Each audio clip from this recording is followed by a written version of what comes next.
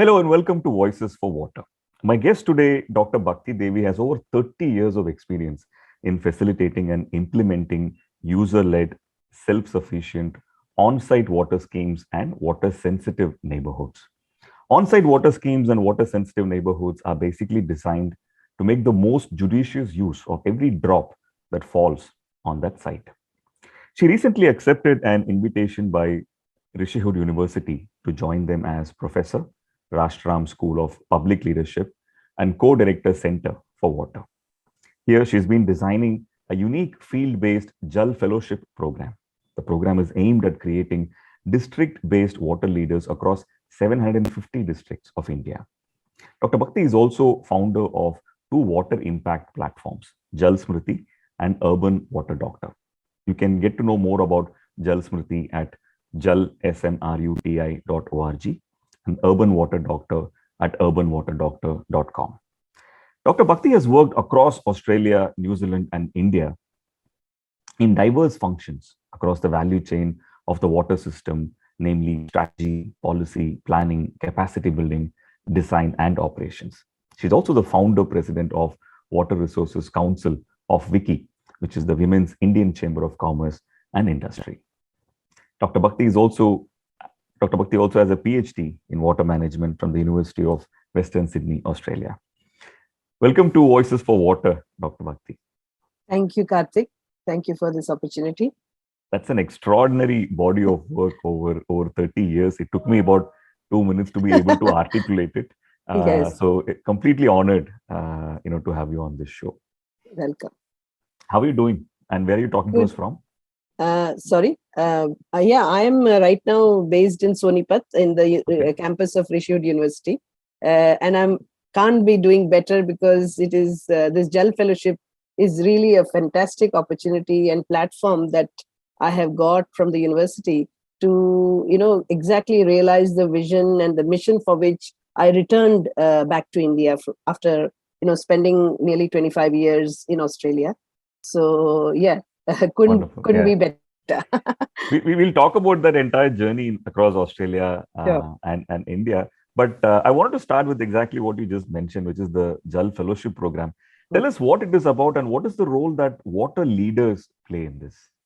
So, Jal Fellowship, as you mentioned in the introduction, it is, to put it very shortly, it's a 10-month-long, very action and field-based program.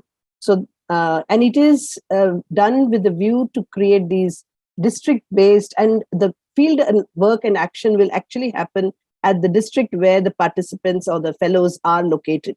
So they can choose the district they want to work in. So and we have to understand the significance of this program, apart from it being field-based, what is important is to understand why such a program has been created. Because you need to really look at the water issue right now that we are facing. And so to really sum it up, water crisis is not a technology problem because we have a lot of solutions around. It is not a financial problem. It is not that we don't have the money to spend on solving the problem because we have reached a point where people are willing to invest in the solutions. What it is, it's a very complex and multifaceted issue, which really has come to a point where the community or the water user, as I like to call, must be engaged and must take charge of whatever is within their control to design and implement the solutions or to co-design the solutions. Now, what happens is when you want the community to actually solve the problem, you need to have someone coordinating and facilitating that. So who's going to do that, right? So we trying to create these coordinators who lead the community in facilitating and enabling the solutions by the community. Because we have really reached a point, especially in India and world over, where you can no longer be dependent on one single entity, that is the government agency, to solve it, because it is not fair. It is really stretched. Their capacities have been stretched. And the only way you can solve it sustainably is to do it at the level of the community. And with that premise, so therefore, what I liked about Rishihood's university's vision is that they're not talking about finding a new technology. They're not looking at this problem to solve it through technology, but they're trying to solve it at a social level. It's a really socially engineered solution, which is exactly how we need to be thinking if we want to seriously solve the problem, and at scale and urgently. Because it's doable only when you do it in this way, in a decentralized fashion, involving the people and creating people who can actually make this happen. That's amazing. It's the age-old adage of giving someone fish versus showing them how to fish. Yes, absolutely. And you're equipping these leaders to eventually be self-sufficient in leading these initiatives. Okay, so if the question is about what would they do at the end of the training? So the way we are equipping and designing the training is that there could be multiple pathways. Most importantly, what they're doing during the training, during the fellowship, is that they are engaging with their own community, the stakeholders, including the government, including the NGOs who are already working in this space, and making sure that they're co-designing some initiatives in a very tangible way. They'll start it off in a small way, and they'll take it further with the help of the collaboration so they become the facilitator of these collaborations at the ground level. So because it's such a high touch, and that they're getting so much contact with the stakeholders, whether it's government agencies, whether it's the community, because that's the way the curriculum is being designed, that actions they take is going to get them in touch with all these agencies over a sustained period of 10 months. So at the end of it, what happens is the community starts to trust them, because during those 10 months, the kind of initiatives they would have taken will build trust within all the stakeholders, the entire value chain, even the solution providers they get in touch with. So there are local solution providers. So at the end of it, what I like to say is that it is not, what they will do after or what kind of job they'll do. It will be like many jobs will be chasing them rather than them chasing the jobs. And they will have the entire, options of either going entrepreneur. They can become their own entrepreneurs. They could be absorbed within the local NGOs, local solution providers may, absorb them, local government agencies may. So there are many, many options that open up once you have had this type of training given to the fellows, and these fellows are from their own community.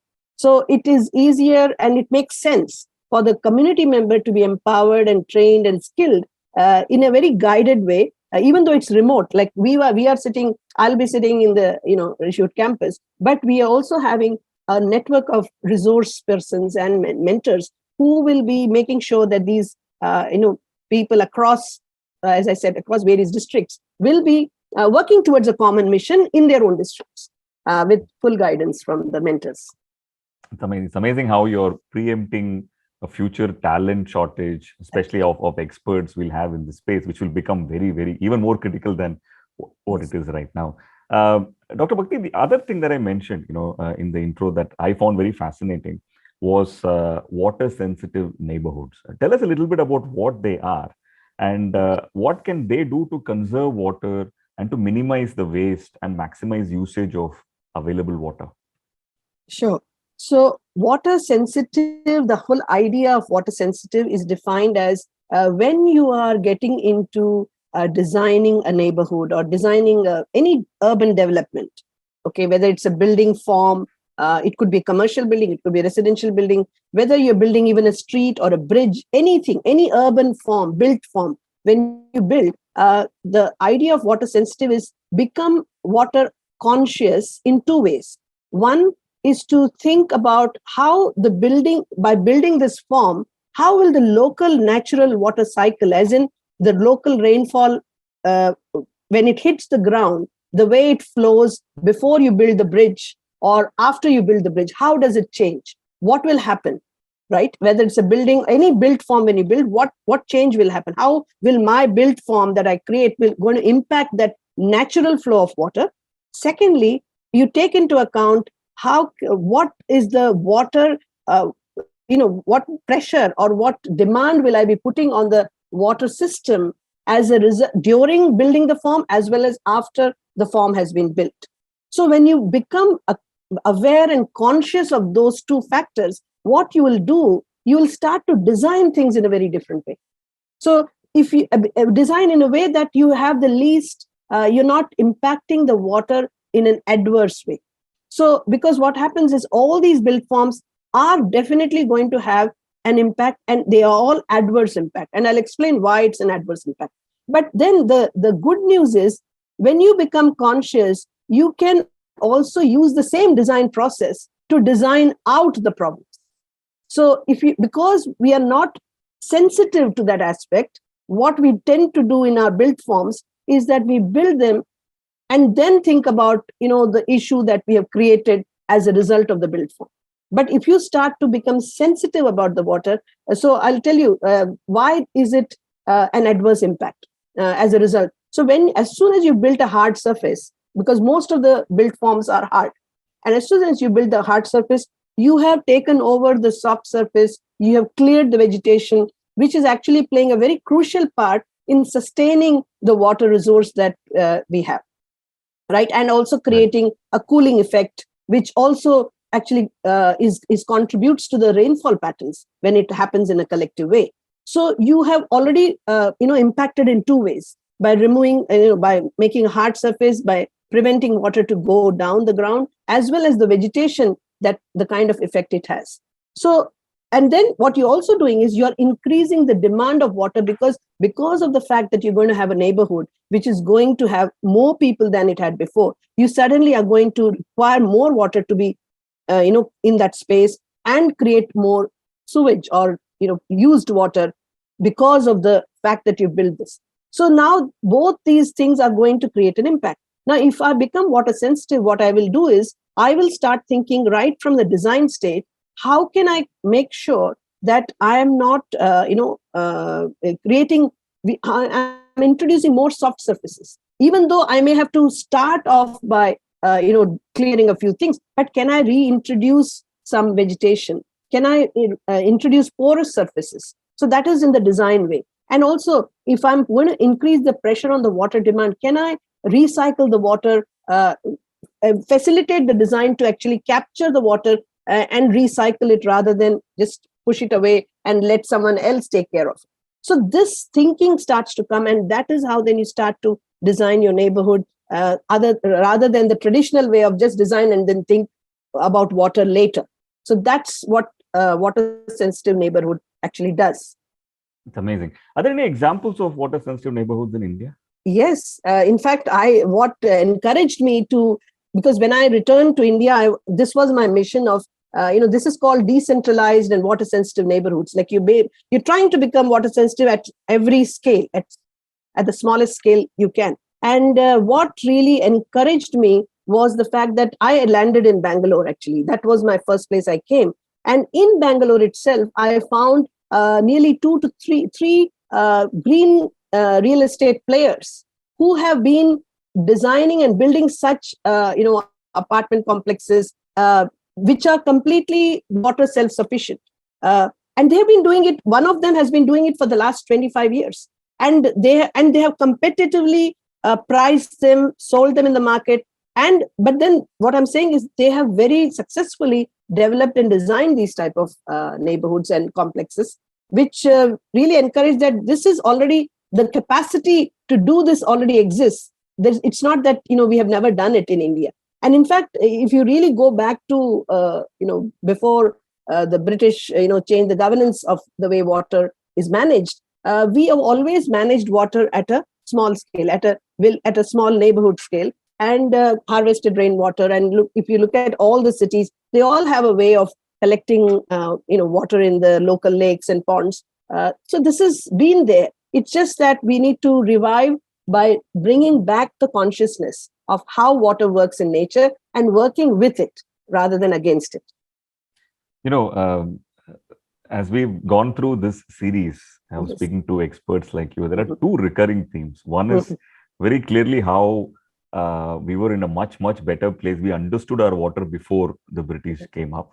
And the second part is what you were saying about cities like Bangalore. And, of all the stories, I think the story that scares me personally as a citizen the most is where most cities will be in, say, 10, 15 years, Absolutely. not in the distant future, like in Absolutely. our own lifetime, as far as water is concerned. Which, wants me to ask you about sustainable cities, right? What can we or the government do to make our cities more water sustainable? It is very true that cities tend to put a lot of pressure on the water resources because simply because of the fact that more people are being housed in a small area, and the population is, and also it's a rising population. There's no control or regulation on how to check that growth. So, and the growth is intended and desired for economic well-being, etc., so which is fine. But then once you have an intention of creating that growth in population and economic activities, then you also need to make room for the fact that that population needs to be serviced with the water, with the sanitation services. So if you cannot make room, if you can make room for housing the industries and the housing residential colonies, but if you do not want to make room or plan for the services that will be needed to support that, then you're not doing the right thing, because that is exactly what's happening, even though it sounds so common sense. But every city is struggling because the municipal agency that plans for the growth and the water utility that has to support the growth, they are not in sync for whatever reason. It's a large complex thing, but then at the very least they have to first start to address that issue at the planning stage. Hmm. That has to happen first. Without that, you cannot hope to fix things after you've damaged it. It's very, very hard. And that's what examples of cities like Bangalore, within 3 decades, just 3 decades it has taken to completely turn the city from city of gardens, you're 70% covered with vegetation, trees, and thousands of, like, many, many lakes, to completely gone. They're all gone. And Unbelievable. we Yeah. knew it is not that this has happened suddenly. It was an intended, planned growth to have IT parks located there. What do you expect when IT parks will come? Of course, you. So what I'm saying is this planning has to happen, especially when you're strategically wanting a city to become an IT hub.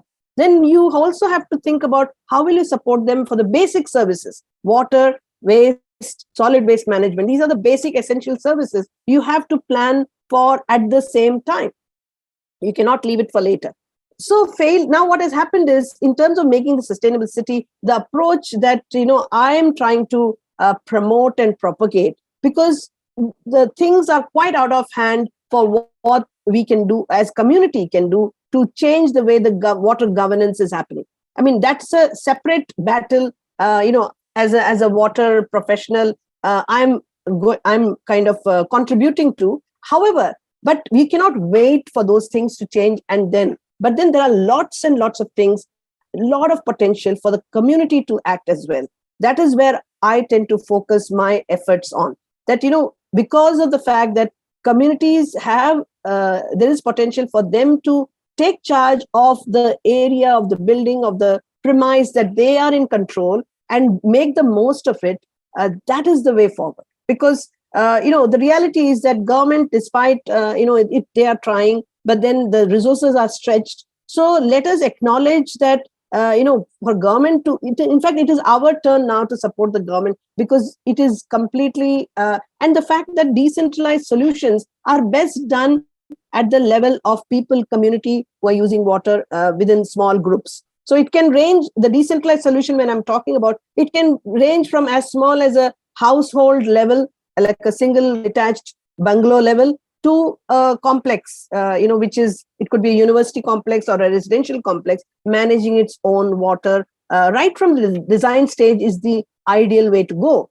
And that is how, as you start building these small scale systems, community starts to become aware and starts to make these things. That's how the city will ultimately become livable and sustainable. Because at every scale, you're trying to make sure that you're not causing the problem, but you're becoming solution to the problem. That is the approach that is going to make the city sustainable. That's a realistic way of going forward.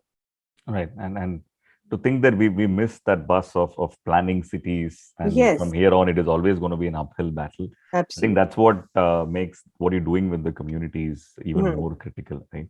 But talking about that, Dr. Bhakti, you're also the founder of Jal Spriti, which is a water impact platform, like we spoke about. Among other things that you do, one thing I found fascinating is that you conduct water literacy sessions for city residents. What are these sessions, and more importantly, what inspired you to do this? So maybe I'll answer the last question first. The inspiration, as I said, has come from the fact by working in this sector, water sector, particularly, I have been working at a very cutting edge thinking, Hmm. of water. How do you think of future of water? In Australia, being a very dry continent, and they have been very proactive. And I was very fortunate to actually work with groups who are into the state of the art, right? So that allowed me to initially, because that all those groups have been helping organizations, utilities, municipalities to think in terms of very proactively, sustainably. And then I also got the opportunity to actually lead the this type of approach, this new type of approach for a city of Sydney. For the city of Sydney, they wanted to the mayor of city of Sydney, being very bold and green, had got re-elected with a mandate that they will create these small scale systems, even though municipality does not have a brief for water services. So that was the mandate, and that job of leading the city, I had the privilege of getting selected for leading that plan. And so it was a new, very very new thing, because I had always helped the agencies from outside, but not from the inside actually. And also someone saying that we want to do at an entire city scale, because we were helping to show demonstration plants and demonstration schemes. But here was city was Sydney saying we want to do the entire, tell us the possibility of decentralized. That's what they were saying, and show us what we can do. And then we want to be committing to enable that. And that was very exciting for me, and also very new. So once I started working from the inside the municipality, I had much more access to the community, to the because that's what municipality does. It has direct connect with the community. And what I saw unfold during my 4-year tenure, because all those ideas I was trying to run it past the municipality, and then and of course municipalities whole, the leadership had given me the full support and the freedom to explore and identify all the opportunities, but also they rose up to the occasion of actually supporting it in a real way, not just lip service. And what that did was it created a number of amazing opportunities within the city, and that I got very smitten by, almost smitten by, because I did not expect so much can be done when you have the right vision and the political will, and someone who can who has the understanding to guide it. And that really made, and what it taught me is that the potential for decentralized is amazing, and it works best at the community level. That's another thing I took away from that experience I had in city of Sydney. And that is the key inspiration with which I returned to India. And because I felt that we are having a crisis, but then there is a lot you can do at a community level, which there's not many people who are advocating. We need more people advocating. And that is the idea that so when you say water literacy, what it means is making people aware of the power they have of solving the water for themselves. And that is because we are not aware of that power, we are water illiterate, because we do not. And this water illiteracy, I call it that it is a system bred illiteracy, because it is not out of that we want to be illiterate. The way the entire system, the water and the sewage management system is designed, it has been designed to keep you worry free. Okay, they don't want you to worry about it. That was the intention of the design. But what we have ended up happening is we have become disconnected. We do not understand water except by opening the tap and the water comes. We do not know before it, we do not know after it. We don't even know how much water we are using and how much is going away. Or we are just completely in a bubble. And it's not just in India, everywhere around the world, water is one of the least innovated space, water utility, because they have tended to kept it in a monopoly so that it is taken care of. But then that has worked against it, because innovation has been no innovation over the last 100 years in the water utility space. So because of that, recognizing that as one of the causes, that is why community is unable to engage with the problem, nor is it able to engage with the solution, because they don't even understand the problem. And even if they wanted to do something, they have no idea where to start. So that was the premise for which, the whole water literacy. Then water literacy is not just becoming aware of that power that you have, but also provide the tools that you can use to enable those solutions for yourself. And that became the mission for Jal Smriti that I created, is to how can we create tools to give to whether it's an individual, a citizen, or a community, or a campus. It could be a company, it could be a city, even at a city level. So trying to make these tools so that everyone can try to solve the problem within the boundary of their own control and influence. That is a very simple, and that's exactly what we need. If we can do more and more of it, we will start to see things change. And so it's the whole idea is to recognize that power that we all have within ourselves to solve for water, and not look to someone else doing it. Got it. Dr. Bhakti, you spoke about water literacy, and you've seen communities across the world, right? And compared to that, how do you look at water literacy among citizens in India? And I probably am among those people who don't know much about where my water comes in or where it goes into, right? How far are we from any decent level of literacy, and how do we compare to other countries you've seen? So as I said, you will be surprised that water system all across the world in every city is exactly the same model. Take water from a source far away from the city, extract it, use it, and dump it. Extract, use, dump. And then they create a network of pipes so that it becomes easy. As the city grows, you can just extend the pipe and supply to the new growth. So it was a very simple idea. It is not to say the intention was to make us all illiterate. That was not the intent. Intention was how can it be service water in an economic way, in an efficient way. So the whole engineering was geared towards efficiency and effectiveness. Like, make it affordable and make it efficient. So that what it is, and then that all that infrastructure is sunk for 100 years. And now whenever a new growth happens or you have, and also the second thing we did is all across the world, water is managed by one entity, one single monopoly entity. So these two things put together. And third thing is, and the entire staff, if you find, they're mostly engineers. So it's a monodiscipline. And on top of that, you won't be surprised if it's male dominated as well. So, you take all the things together and you have a perfect recipe for no innovation, keeping yourself, just taking no risk and just staying where you are. Why should I change? Everything is fine. I'm a monopoly. No, I have no competition. So there was nothing for them to get, innovative. And also, even when you see the change in your face, climate change is happening, everything is happening, even though you recognize the change, but you have lost that muscle to actually pivot or to do something different. And that is what that has also done as an unintended consequences. Community all across the cities in the world are as water illiterate as any other city. So there is nothing like, we are more literate or they are more. No, it is water illiteracy is a worldwide rampant disease, which we are all caught into. Awareness will bring you out of it. That's all you need. You just need to become aware that we are illiterate. And you also become aware that we have the power to come out of this and we can do it. That's all it needs. Right.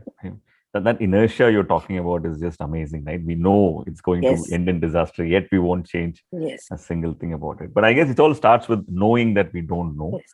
And things are now starting to move with the community also kind of, putting the pressure on, talking about lack of innovation, etc. So many utilities have started to turn around, but it's a very difficult process because I've also been within a largest utility in Australia is Sydney Water, and I've worked within Sydney Water to help them with their creating a new innovative strategy. And I saw firsthand that it is a Titanic, and now they're moving. They're very much moving steadily in the right direction, but it takes a lot of effort, time, and energy to make that shift. and it is happening. But what I'm saying is, if the community also started to become equally literate, it makes it easy for the utility to actually do their job. It becomes much easy when community is very aware and supportive of these new ways, and also taking responsibility. As communities start taking responsibility of their share of water management, it makes it much easier for the utilities to do the right thing and turn around and away from the old way of doing things. Right. Talking about communities, I want to go back to what you were talking about just about 5 minutes back. And to put this in perspective, I'm talking about your work in Sydney. You authored the Decentralized Water Master Plan for the city of Sydney. Tell us a little bit about what this is. And I was feeling really jealous when you said how you were smitten by the process and how everyone sort of worked together. Yeah. And can something like this be recreated and implemented in an Indian city? Like, what do you think? Absolutely. As I said, when I reflected on that success, it's a great success story. And when I reflect on, so Decentralized Water Master Plan, basically what it basically helped the city. I did it on behalf of the city. So what we did was that we were showing what are the different water sources that as a municipality has access to. So for example, rainwater, it falls on the catchment. So you can definitely, it is within your control how through a policy you can get more rainwater harvesting happening at a private level. But what can city also do to make community scale stormwater harvesting, which is the water running off the roads? Okay, so roof water harvesting is the capturing the water from the roofs, but then the water is also running off the bridges and the roads and the flyovers, all those hard surfaces, which again the city of Sydney as a municipality agency has control of, because it has a responsibility for stormwater management. But instead of just running, so what they do right now, they were traditionally doing is just letting the water run through the drains and out to the river or the ocean, wherever it's discharging. But now with the new way of thinking, how can you capture some of that stormwater and treat it and use it for non-potable uses? How can, there are sewage pipes running through the city. Can we access mine? We call it sewer mining. Can we mine the sewage from, because it's water. It's just black color water, but it's still water. It's got contaminants in it. And as I said, there are plenty of technology solutions now which can remove those contaminants. So can we mine that sewer and create a recycle water scheme close to the source and close to the where the water is needed, right? So looking at these small scales, mapping all the sources, mapping the opportunities to supply, so that you are having the optimal opportunities identified in a master plan. What that does is it invites. So city was not saying we will do it all. City was saying, here is the opportunity. The Decentralized Water Master Plan was saying, here is the potential for decentralized water schemes to be created across the city. Now we invite either private property owners or developers or the Sydney Water to come and collaborate and make this happen. And City of Sydney will be happy to collaborate. So now that immediately opens up so many opportunities, and it has created many private developers and builders to also take up those schemes and do it. So given that the approach, yes, it is possible. What made it happen was the political will that we want to do it, and we can do it. That was first thing that my job was to demonstrate that it is possible. What is possible, we can demonstrate that, and willingness to be able to say that we want to do it, and also the fact that you can have that commitment to do sustainable things.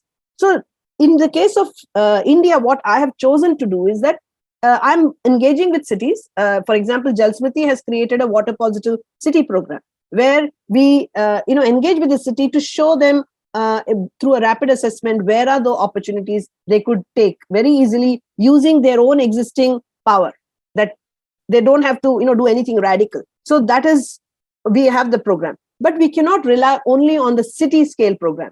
We have also designed in Jal Smriti programs for campuses. So what can a campus do to make it self-sufficient and water sensitive? What can the apartment communities do? So we have created these programs to guide people at different levels, because it is possible to solve for water at different scale by the owners of the property and by the users of water in that property. As you talk about these things, Dr. Bhakti, whether it is what communities are doing, whether it is planning of cities or whether it is literacy also, I think the role of data becomes extremely critical, isn't it? I come from an industry where I know that only what gets measured gets managed. In your opinion, how can data help in the process of creating, water sustainable cities?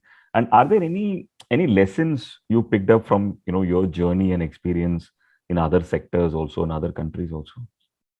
So definitely, I mean, one thing I would say is that you don't have to wait for data before you act. That is something, we should be very aware of. That sometimes I find people saying that, we don't have data and let's focus on collecting the data. That's not the way I believe we have to go. Because yes, data is important, data is useful, but do we wait for the data? Do we focus on only collecting the data? Because even data collection is quite a value exchange process. Are you giving something of value to receive the data that you want to get, right? So it's very important that you become. So the idea is to first act, start doing something, and the data, you will have a way of collecting the data. Because think of how can you provide value before you start collecting the data. And you collect, the ideal way to collect data is while providing value. You cannot say that I will wait for the data to be collected and then think what to do, because it's a complex problem and not a complicated problem. A complicated problem has a straight answer. Give me the data and I'll give you a straight answer. But a complex problem requires you to feel your way. You feel your way, and then something emerges, and that's data. That what emerges cannot emerge unless you start feeling your way without the data. Start acting and then look at the data. Then you have more ways of getting more data also and finding clearer way. So because of that, many times we miss this thing about water is a complex problem. And the way to handle complex problem is to deal with the uncertainty, to be comfortable with the uncertainty even while we are designing the solutions. So you may have to start, you can start at a small scale, but start somewhere instead of waiting for the data to happen. That is my main approach when we are creating our programs, is to we want to get data, and of course more things will, as we start doing things, that will happen. And the other way of talking about, learning from other sectors or new ways of doing things, one thing is, this whole blockchain is a fascinating technology, and I don't know exactly how we could use it, but because it is what I understand about blockchain is it's a very useful way of tracing the path and the journey and making people accountable. So if you want to make people accountable, I don't know how, but I feel that maybe blockchain has that potential to put it within a water system so that everyone and everything is accounted for in terms of when you're providing the water service. So yeah, so I think definitely, and there are many sectors, as you were saying, advertising, marketing, and they use, once you start getting data, there's a lot of insights you get, and that allows you to do more things in a better way. That's of course there. That's now it's such a big industry. The whole data analytics, it's nothing new. But I think where we get stuck is wait for data, and I don't believe that's the way to go. I absolutely love your worldview on this, and fascinated by how wide you're thinking. Right, like I mean, we work very closely with the business of crypto and blockchain, Right. and I can see what you mean. Like blockchain, essentially is building an environment of trust where you're not leaving it to human judgment or human malpractice. Where you can't duplicate a certain chain of data, and I can see how, from an accountability perspective, that'll help what we're talking about. Dr. Bhakti, we usually end the episode, by asking our expert guest, if you have to leave the audience, someone who's listening to this episode, with that one action point, one action that all of us can take as individuals to make our cities and neighborhoods more water secure, what should that be? I will be very opportunistic, and I'm going to say that if you can choose any of these actions, I'm going to just say, So find a person in your district to sponsor for Jal Fellowship, or point them to participating, and someone who you believe has that passion and the leadership to, it doesn't require, you don't have to be an engineer or a scientist. We are taking people from all disciplines. So you point them to that Jal Fellowship program so that they join it. And the second thing you could do is to actually support them, because this is it's not a funded program at the moment. We are trying to make sure that good students get scholarships, and because people who deserving students, deserving participants, applicants get scholarship, but we need support from the community. So sponsor a few students, a few fellows. And so these are the two things, because we are building a future and we are trying to solve the problem by creating that capacity within the district. So it's going to solve the problem for your own district. So go ahead and learn more about Jal Fellowship Program and promote that program to as many people as you can. Wonderful, very, very, very actionable, and we'll ensure that in the show notes we link the Jal Fellowship Program for whoever is listening to understand more great. about this, so you can nominate. Dr. Bhakti, thank you so much for sharing your amazing knowledge with us. My pleasure, and it's thank you for the opportunity, because it's very important that the work that we are doing, that the thinking that we are sharing has to be promoted, and these programs can definitely help. Thanks a lot. Good luck in your journey. Thank you.